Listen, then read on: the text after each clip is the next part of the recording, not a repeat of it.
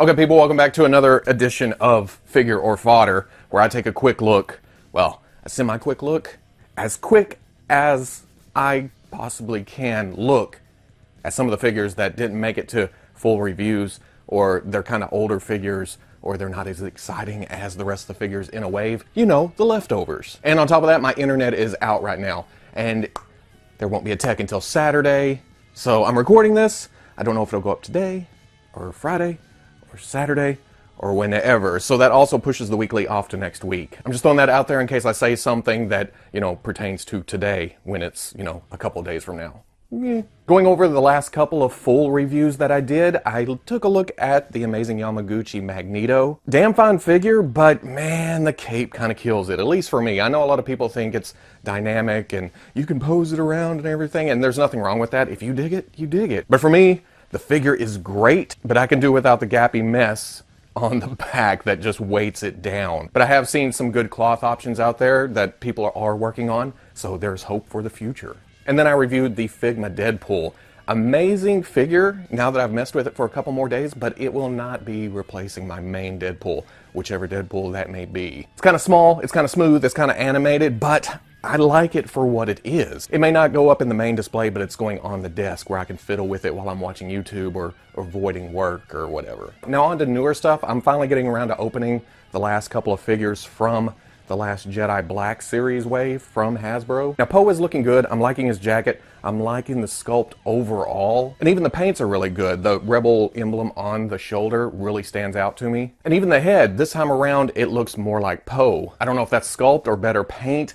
Yeah, the eyes have that come hither look to them. I just get lost in them when I stare. But the 5 o'clock shadow seems a little bit heavy, seems kind of Wolfman. Again, that all builds up to waiting for Hasbro to get around to that photo real tech. And I really like the head until I saw Benty do a repaint on the Fwoosh forums, and then I thought, man, it could be better. What the hell? I thought it was pretty good, but now it's not. You know what they say? You don't know what you got until it's painted better by somebody with some skill. But does anybody find it weird that if you take Poe's jacket off, it's kind of almost Bespin Han with the folded down shirt underneath? I wonder where that's going. And then there's Finn in officer disguise.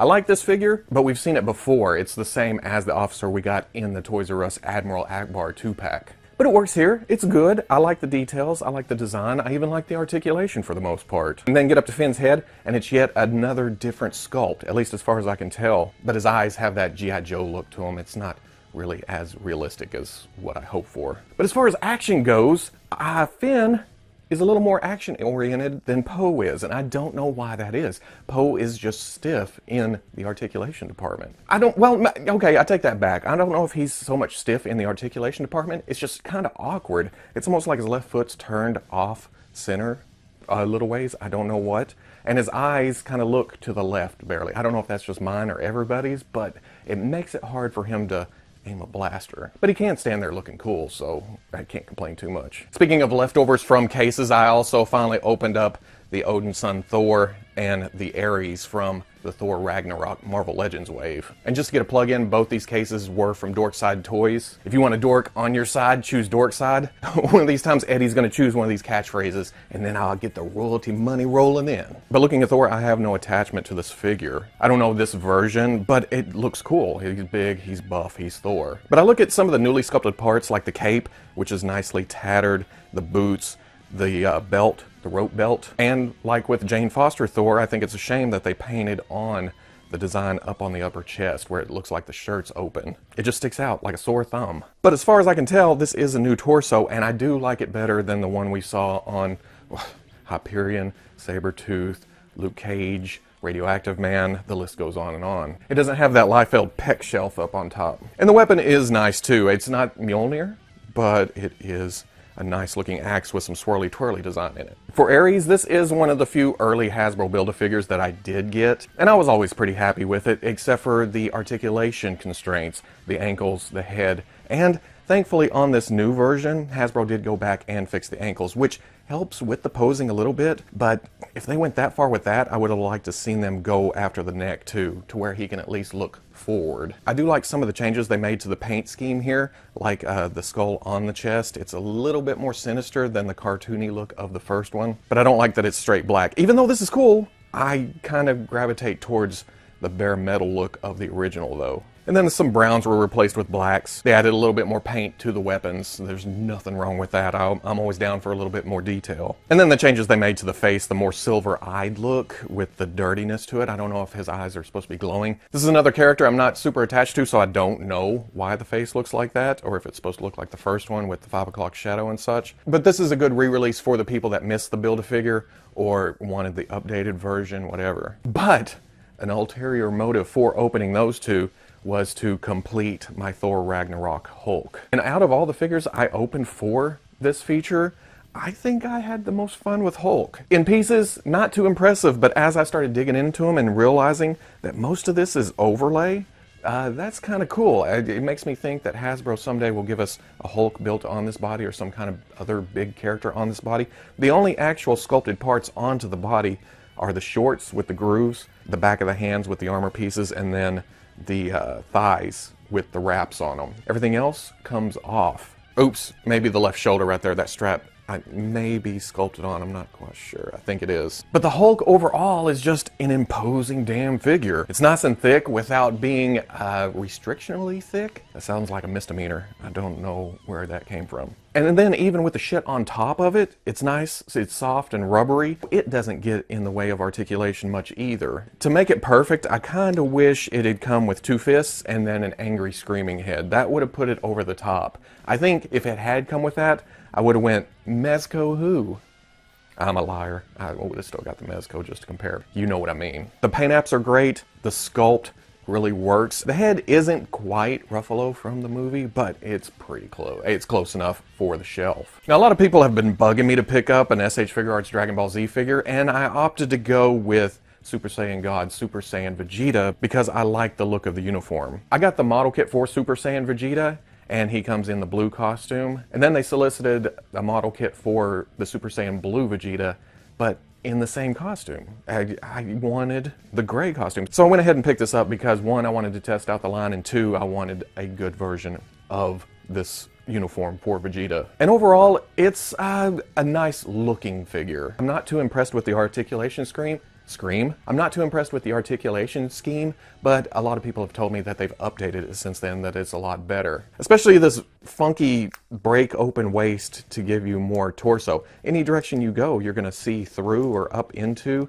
It doesn't work as well as I probably designed. Overall, the figure is pretty stiff, but at the same time, so is the model kit. So it doesn't really compare there. Vegeta comes with several face plates, several sets of hands. I love all the alternate options here. I especially like the eyes looking out to the side. It's just, you know, that cocky son of a bitch Vegeta that we all know and love. And while I like the overall proportions, it looks just like Vegeta. It's just hard to get too excited about it because I'm so invested in the model kit line. That's what I started with. That's what I've built upon. I don't think I'm gonna start the SH Figuarts line.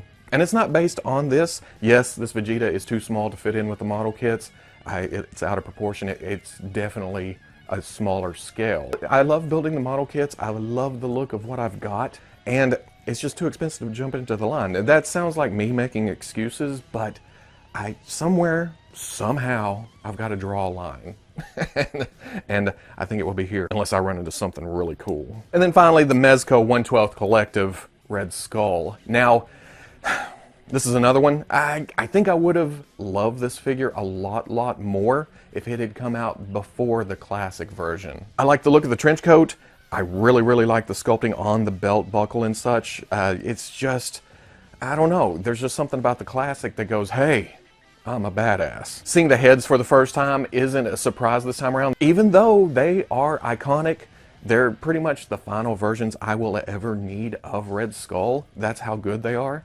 Getting them again, it's awesome, but at the same time, it's kind of, you know, I already have these. That's on top of the trench coat being pretty restrictive to the shoulders, even though these shoulders are nicer than what I got with the classic skull. But you can take the jacket off, and under the jacket, it's kind of a cool kind of, you know, stealth ops Red Skull. There's vinyl lines all over the sweater to make it look, you know, more than just a t-shirt. There's padding on the elbows. There's straps going up to the shoulder pads. So that's another option if you don't want to display it with the trench coat. And then for accessories, he comes with the Cosmic Cube, which does glow in the dark. This is about the best picture I can get with my shitty camera. Just like the first one, I didn't know it glowed in the dark until somebody asked later. And then he comes with a couple of hands and the gun. Now the gun's kind of small. I'm almost afraid to lose it, but it does go in the holster and hide away if you want to store it there. Because it's definitely not for show. You could pretty much go, yeah, the gun's in there, and it's not really in there because it closes completely. It is completely sealed shut. But I think what it breaks down to, and the greatness of having two alternate heads to this, is my classic Red Skull is the action-oriented figure. He's got the flamethrower, he can, you know, crouch down, he's gonna be shooting stuff, he's gonna be punching out Captain America, he's gonna be doing all this stuff. This is my deep in thought, planning, just being an ass in the back of his head instead of in action figure. He's just gonna be standing there with his hands behind his back, the more neutral face on, commanding troops. So I have a place for both of these figures, definitely.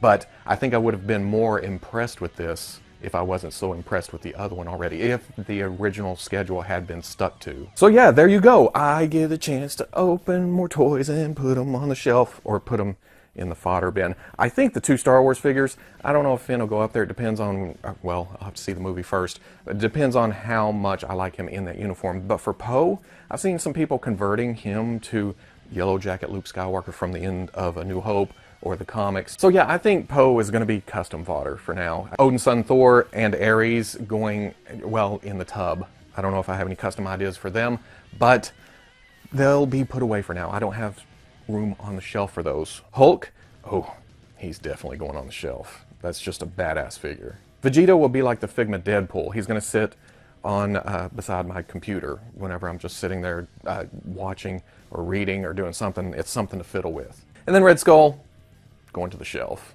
in a different spot from the classic Red Skull. So if you like figure fodder, let me know down in the comment section.